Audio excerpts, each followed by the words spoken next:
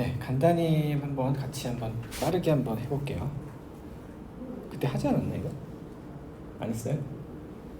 다른 데서 했었나 내가? 한 거 같지? 자, 그 와이드닝 없이 하면 뭐 정확히 계산될 거예요. 그렇죠?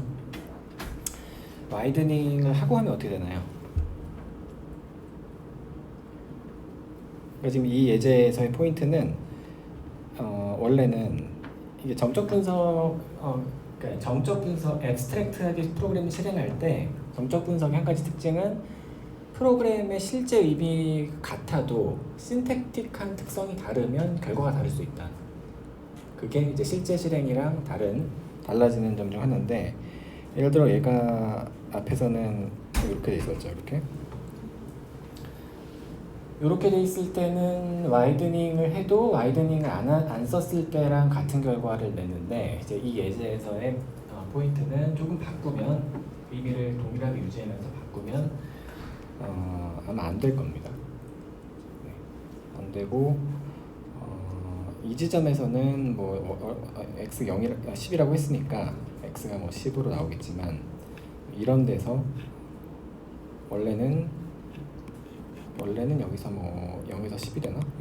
그럴 텐데, 여기서는 아마 0에서 무한대가 될 거예요. 그렇죠? 자, 직관적으로 왜 그러냐면 x가 10보다 작다 이럴 때는 우리가 0에서 시작해서 일찍 증가하면서 10보다 작은 동안 증가하잖아요. 그리고 10보다 작다라는 거는 이런 인터벌로 표현이 되는 거고, 이런 인터벌로 이렇게 표현되는데, 10이 아니다는 이게 더 표현하기가 더 좁게 리스트릭트하게 표현이 되죠. 그래서 인터벌 도메인이 정확하게 표현할 수 없는 형태로 표현되기 때문에, 얘가 와이드닝을 쓰면 내로잉을 한다고 해도 내로잉이 동작을 안 합니다. 와이드닝에서 잃어버린 정확도를 내로잉으로 복구할 수 없다. 그렇게 될 거예요. 자, 그래서 그 와이드닝을 함부로 적용을 하는 방법도 있지만, 최대한 와이드닝을 조심스럽게 적용하는 기법들도 여러 개가 있습니다. 그중 대표적인 게 스레시홀드 값을 이용해서 와이드닝을 하는 와이드닝 위드 스레시홀드라는 방법이에요. 근데 별 아이디어는 아니고, 사실 예를 들어서 이런 스레시홀드 값이 주어집니다. 스레시홀드로 쓸 인티저들의 집합이 주어져요. 얘는 인티저들의 부분 집합. 이거 주어지는 겁니다. 그래서 예를 들어 5랑 10이 주어져 있다라고 가정을 해볼게요. 이게 이제 나중에는 이걸 누가 줄 거냐 하는 문제가 야기되긴 하지만, 어쨌든 지금은 5랑 10이 주어져 있다라고 하고 한번 해보겠습니다. 자, 와이드닝 위드 스레시홀드 아이디어는 뭐냐면, 와이드닝을 여기서 예를 들어 처음에는 0이고, 얘가 룹을 한번 돌면 1이 되겠죠? 1이 되겠지? 그래서 이 헤드에서, 이 엔트리에서 조인하면 처음에는 00이고 그 다음에는 01이 되기 때문에, 룹을 한번 돌고 나서 조인한 상태는 01이 되기 때문에 이 두 개를 이제 와이드닝을 시도한단 말이에요. 원래는 얘가 그냥 아주 단순 무식한 와이드닝은 0에서 무한대 바로 보내지만, 스레시홀드 값을 스레시홀드 값을 몇 개 둬가지고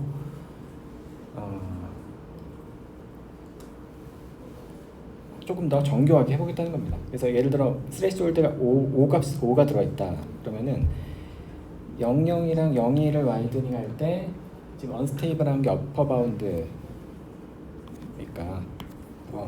얘가 0에서 1로 바뀌었으니까, 0에서 1로 바뀌었으니까 무한대까지 할 거다라고 예측한 건데, 이걸 그냥 5까지만 예측해보는 거예요. 무한대로 보내는 게 아니라 5까지 보내보는 거예요. 스레시홀드 값 5를 활용해서. 그리고 다시 한번 룹을 분석해 보는 거예요.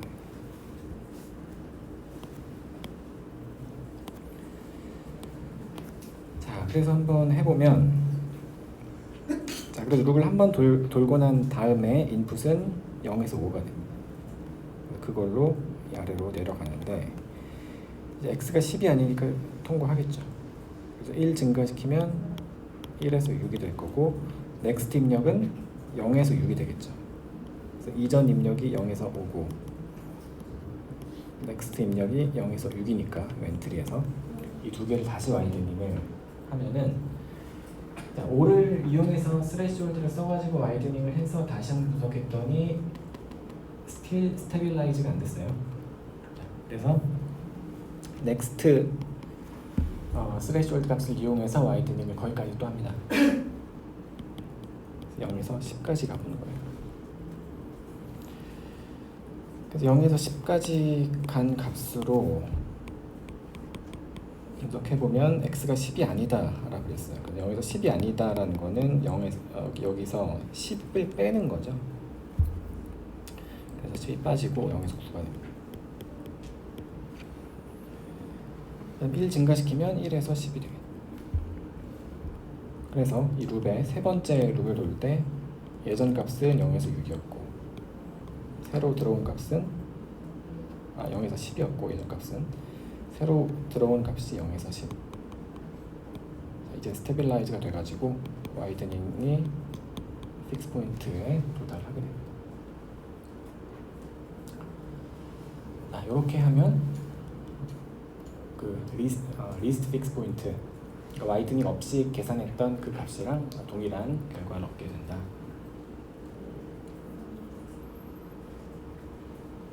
결과적으로 여기 사실 이 스레시홀드 요 t에다가 10을 잘 줬기 때문에 그런 거죠 사실. 이걸 10을 안 주고 예를 들어 11을 주어졌다 이렇게 됐으면 안 됐을 겁니다.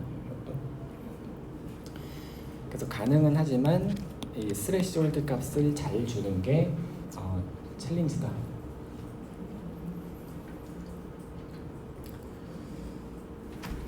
사실 정적 분석에는 항상 이런 문제가 이거 한 가지 인스턴스고 이 정적 분석에는 항상 이런 초이스들이 있습니다. 이런 것들이 일종의 파라미터인데 이 정적 분석이 제대로 잘 우리가 원하는 효과를 얻으려면 이런 일종의 파라미터를 잘 줘야 돼요. 근데 이거를 누가 줄 거냐 하는 문제는 항상 남아있거든요. 그래서 그 문제를 푸는 게 사실 이 정적 분석, 이 파라미터만 잘 주면 분석을 아주 기가 막히게 잘 되도록 전체 일반적인 정적 분석 프레임워크를 만들 수 있습니다. 그러면 이제 문제가 그 파라미터를 어떻게 잘 줄 것인가, 그게 결국 핵심 문제가 되고 그거를 어떻게 많은 대부분의 이 정적 분석 분야에서 리서치 프로블럼이 그 문제로 귀결이 돼요.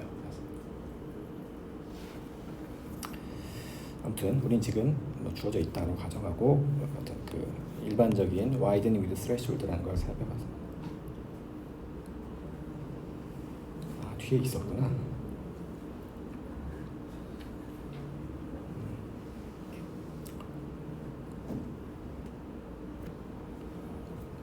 네. 뭐 이런 과정을 거쳐서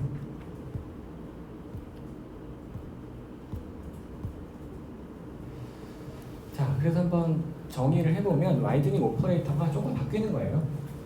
그래서 원래는 뭐 저 첫 번째, 두 번째 라인은 통상적인 바텀일 때, 세 번째가 이제 인터라스팅한 경우인데 L1, L2 로어 바운드끼리 비교해서 로어 바운드가 나중에 계산된 값이 더 확장됐다, 작아졌다는 거죠.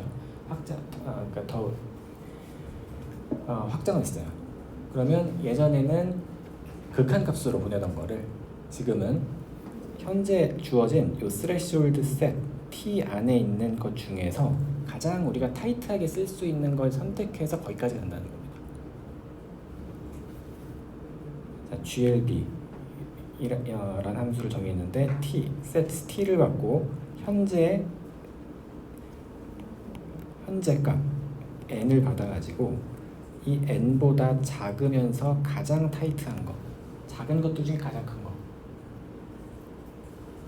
일종의 greatest lower bound를 구하는 거예요, GLB를. 그래서 그걸로 쓰겠다. 스레시홀드 중에서 가장 타이트하게 지금 어프락시메이트 할 수 있는 걸 쓰겠다. 그리고 얘도 마찬가지. U1, U2를 비교해서 U2 원래는 여기서 무한대로 바로 가는 거를 이 T에서 U2보다 큰 스레시홀드들 중에서 가장 작은 걸 쓰겠다.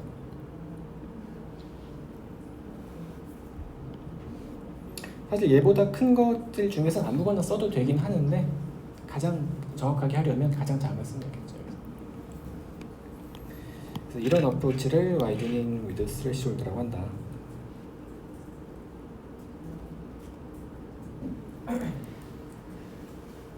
질문 있나요? 간단한 아이디어죠.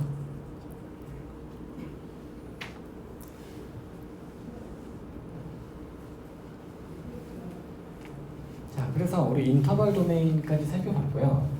인터벌 도메인, 인터벌 분석으로 한번 우리 원래 모티베이팅 이그젬플 얘를 한번 분석해 볼게요. 얘가 되나 안 되나?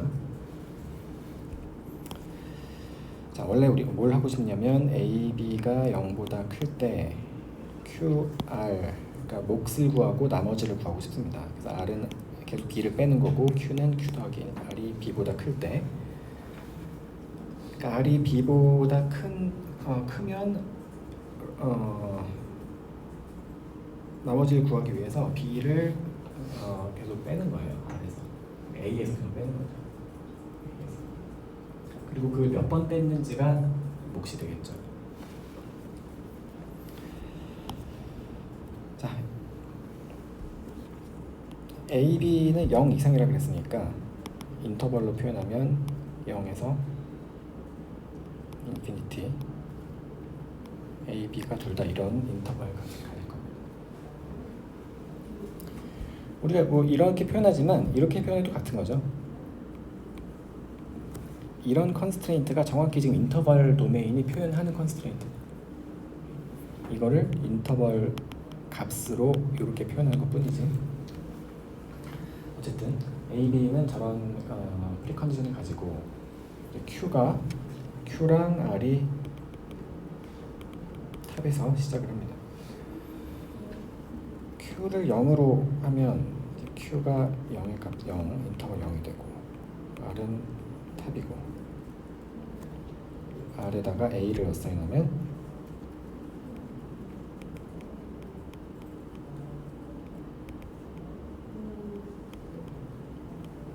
이렇게 되고,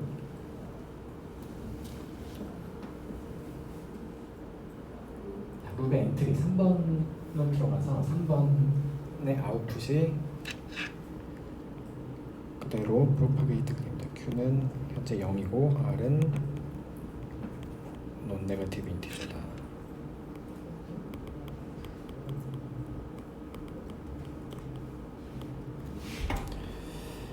자, 4번으로 가면 4번을 보면 R이 B보다 큰지를 확인합니다. R이 B보다 큰지 보면 R이 B보다 클 수 있기 때문에 5번으로 가는데, 여기서 프루닝을 할 수 있나요? R이 B보다 크다. R이 지금 0에서 무한대, B가 0에서 무한대. 특별히 값을 좁힐 수 있는 여지는 없죠. 지금 그냥 아무것도 할 수 없고 넘어갑니다. 자, 그래서 4번을 지난 4번의 아웃풋이 0. 자, 5번을 가면 R은 R 빼기 B다. R은 0에서 무한대로 B도 같은 거니까 뭐가 되죠? 논 네거티브에서 0 무한대에서 0 무한대 빼면 모든 게 다 될 수 있겠죠. 그래서 탑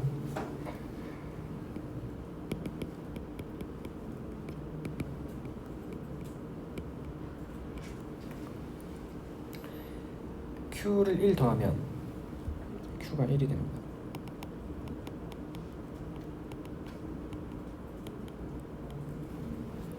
자, 그래서 3번으로 돌아왔어요. 자, 3번으로 돌아와서 그 인풋 2번에서 오는 인풋이랑 6번에서 오는 인풋 두 개를 합치면 Q는 00이랑 0을 합치는 거니까 0에서 1이고, 3번의 인풋이 룹을 첫 번째 돌았을 때 인풋이 Q 같은 경우는 0에서 1이고 R은 R에서 오는 게 탑이니까 탑이겠네요.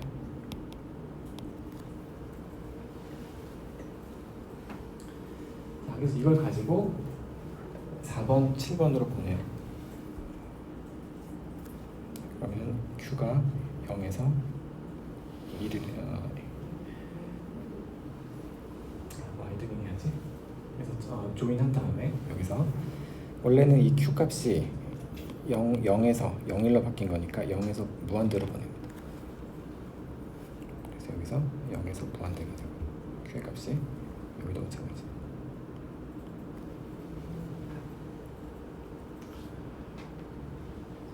R은 탑이 되죠.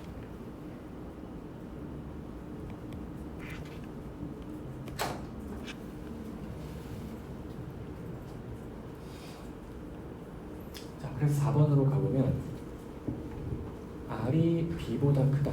R은 마이너스 무한대에서 플러스 무한대고 B는 0에서 플러스 무한대니까 R이 B보다 크다 하면은 추가가 될 수 있고요. 근데 4번을 지나면 우리가 한 가지 좁힐 수 있는 게 R이 B보다 B가 0 이상이니까 R도 0 이상이다 이 정도 할 수 있는 거죠. 인터벌 세계에서도. 그래서 R이 탑이었지만 여기서 R이 다시 이렇게 좁혀집니다. 그리고 Q 네, 여기 이렇게 좁혀지고 Q는 0에서 플러스 인피니티. 그래서 5번으로 가면 5번에선 R은 또 R 빼기 B네. 그래서 다시 탑이 되겠네요. 그래서 다시 탑이 되고 Q는 0에서 플러스 인피니티. 자, 다시 3번으로 돌아가면 1에서 플러스 인피니트가 되고 R은 탑이 돼요. 탑으로 나눠서 돌아가고. 그래서 다시 3번을 왔어요. 룹을 2번 돌고. 그래서 룹을 2번 돌았을 때 상태를 보면 Q가 지금 조인을 하고 와이드닝 하면 Q가 1에서 무한대, 위에서 0,0이니까 0에서 무한대가 되고 원래 0에서 무한대였으니까 픽스 포인트에 도달하면 0에서 무한대. R은 이번에도 탑이니까 탑. 자, 그래서 여기서 이제 픽스 포인트에 도달해서 끝납니다. 룹을 이제 룹의 바디를 다시 인정하는 돼요. 그래서 7번으로 가면 이걸 가지고 7번으로 가면 R이 B보다 작다. R이 B보다 작을 수 있으니까 빠져나가고. 프로닝 뭔가 좁힐 수 있는 여지가 있는지 보면은 R이 지금 탑이고 B는 0에서 무한대니까 그거보다 작아야 되니까 할 수 있는 여지가 없네요. 그래서 최종적으로 Q가 0에서 무한대 끝났을 때 이 지점에서 R은 탑이다. 그래서 R에 대해서는 아무것도 알아낸 게 없고 적어도 Q는 0 이상이다. 그래서 이거에 대해서는 증명을 성공했다는 겁니다.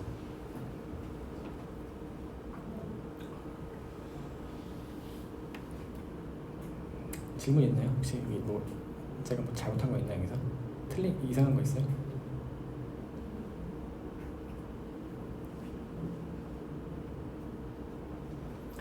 자, 그래서 뭘 못했나를 좀 다시 한번 생각을 해보면,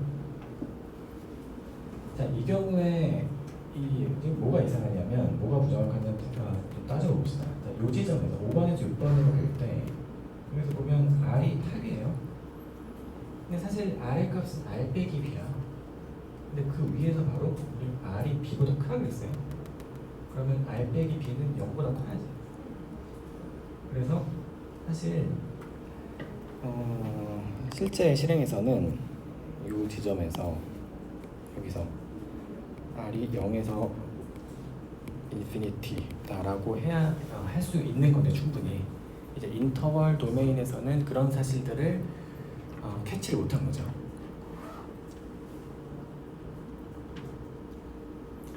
왜 캐치를 못해? 왜 못하죠? 근본적인 이유가 뭐죠 지금?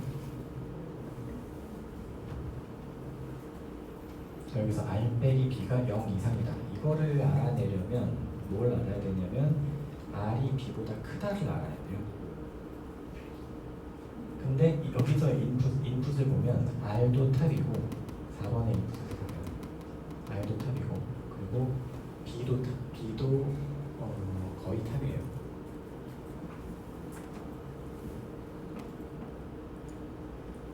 다시 얘기해서 지금 뭐가 문제냐면 인터벌 도메인 특성상 각각의 변수의 인터벌 값을 따로따로 계산하고 있죠. R 따로, Q 따로, A 따로, B 따로 이런 식으로 그런 식으로 분석하는 어프로치를 논 릴레이셔널 하다라고 합니다. 논 릴레이셔널.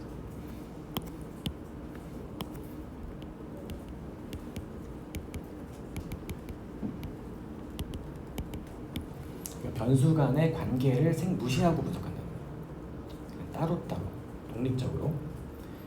지금까지 우리가 살펴본 모든 것들을 그랬어요. 사인 도메인, 그리고 익스텐디드 사인 도메인, 인터벌 도메인 이런 것들이 전부 다 변수들의 관계를 무시하고 독립적으로 각각의 값에만 포커스를 해가지고 그게 근본적인 리미테이션이에요. 그러다 보니까 이런 프로그램에 대해서 좋은 결과를 낼 수 없는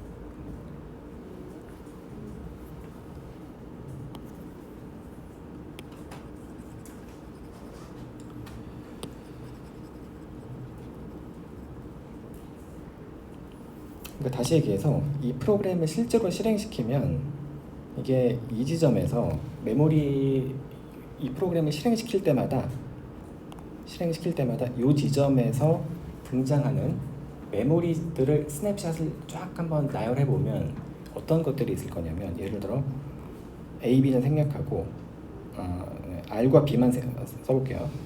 예를 들어 R이 처음에 10이다. 그러면은 B는 이거보다 작은 5 이런 식의 성질을 항상 유지할 거예요. 이런 게 이게 실제로 등장하는지 모르겠죠. 어쨌든 이런 게 있다고 합시다. 그리고 R이 예를 들어 11이면 B는 6이고 메모리 상태의 메모리들의 스냅샷들을 쫙 찍어보면 항상 이런 특성을 가지고 있다는 겁니다. 그러니까 다시 얘기해서 R이 10인데 B가 20인 이런 스테이트는 절대 등장할 수 없어요. 다시 얘기해서 여기서 등장하는 실제 실행에서 등장하는 여기서 발생할 수 있는 모든 메모리 형태들을 다 모아가지고 얘네들이 만족하는 인베리언트를 우리가 어떤 불리언 익스프레션 포뮬라로 표현해보면 이런 관계가 인베리언트가 성립한다는 거죠. 일종의. 근데 인터벌 도메인은 이 앱스트랙 인터프리테이션 기본 아이디어는 얘네들을 요약하는 겁니다. 이 전체. 예를 들어 이 지점에서 이 프로그램 포인트에서 등장하는 메모리들이 무한히 많이 있을 텐데 걔네들의 특징을 딱 캡처하고 싶은 거예요. 근데 그 캡처하는 랭귀지가 지금 인터벌 도메인이라는 랭귀지예요. 우리 지금 그 프로그램 베리피케이션에서는 그 랭귀지가 굉장히 제너럴해가지고 이 모든 걸 표현할 수 있는 랭귀지였잖아요. 임의의 성질을 표현할 수 있는 그런 포뮬러를 가지고 프로그램 분석을 했기 때문에 항상 가능했지만 이 앱스트랙 인터프리테이션 정적 분석이라는 어프로치는 그 랭귀지가 기본적으로 리스트릭트도 되어 있습니다. 그리고 그 리스트릭트된 랭귀지를 우리가 앱스트랙 도메인이라고 부르는 거고 그래서 그 도메인으로 표현이 불가능하면 캡처가 당연히 안 되겠죠. 그래서 이런 거는 이런 변수들 간에 이런 식의 컨스트레인 인베리언트는 표현을 못하는 도메인이죠. 인터벌 도메인은. 그게 이제 근본적인 문제다.